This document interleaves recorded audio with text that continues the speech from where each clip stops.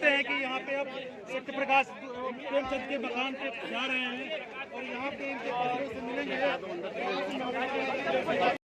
देखिए, मैं डीएम के स्टेटमेंट को मैं मानता हूँ। डीएम ने जो बात कही कि रिटेलिएशन में वो घटना हुई और उस समय किसके मन में, किसके दिमाग में क्या था, किस वजह से अंधकार छा गया और फिर उस घटना की वजह से घटना हुई है।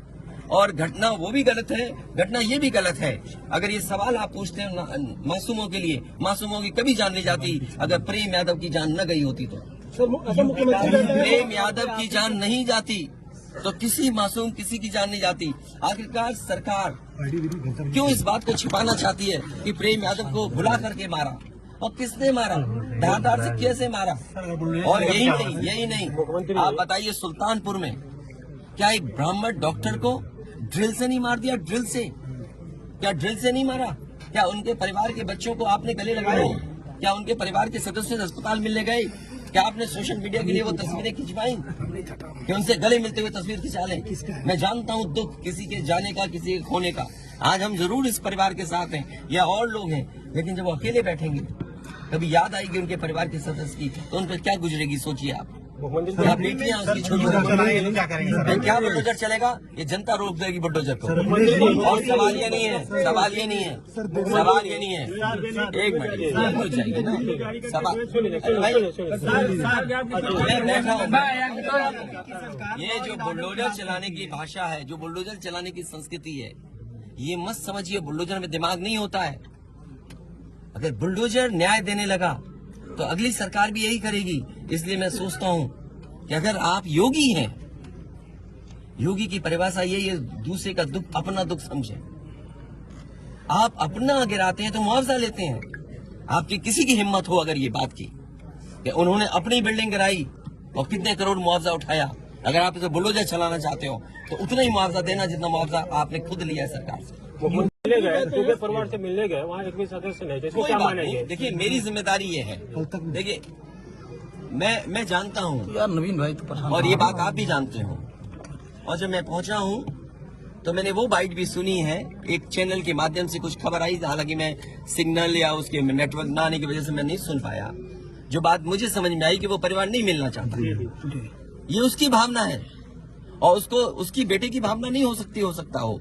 कुछ ऐसे नेता हैं जो उसको समझा रहे होंगे कि तुम मत मिलना, तुम उनको नीचा दिखा दो, अपमानित कर दो। सवाल ये नहीं, हम किसी के भी दुख में शामिल होने आए हैं। इसीलिए मैंने कहा, आपने जब बुलडोजर से किसी की माँ और बेटी को जला दिया गया और बुलडोजर चल गया, आप उस परिवार के उस बेटे से मिलने नहीं गए। उस बेटे को इस सरकार ने ठंड में नंगा किया था। अरे हम तो कहते हैं उस बेटे से तुम क्यों नहीं गला मिलते हो जाकर, क्यों नहीं मिलते जाके सरकार। मैं आर्थिक सहायता इस परिवार की भी, और अगर वो परिवार कहेगा तो मैं उस परिवार की भी मदद करूंगा। सर, सरकार की तरफ से ये कहा जा रहा है कि न्याय हो रहा है, मगर यहाँ साफ साफ दिख रहा है जातिवाद हो रहा है। इसको किस तरीके से देखते हैं? इसीलिए मैंने कहा, देखिए योगी की सबसे बड़ी परिभाषा यही है, जो दूसरे का दुख अपना दुख समझे। मुख्यमंत्री जी को किसी के साथ भेदभाव नहीं करना चाहिए अगर वो मुख्यमंत्री उत्तर प्रदेश के हैं, और किसी भी घटना से राजनीतिक लाभ नहीं लेना चाहिए।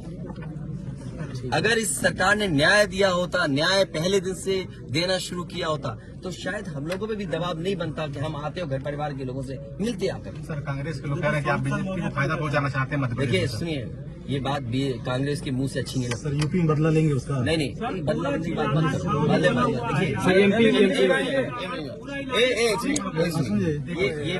ये विषय इसलिए मैं नहीं उठाना चाहता हूँ कि ये हमारे लिए बड़ा विषय है। इंडिया न्यूज और न्याय में संतुलन हो, थोड़ा सा आईडी नीचे, न्याय में संतुलन हो, ये सरकार की जिम्मेदारी है।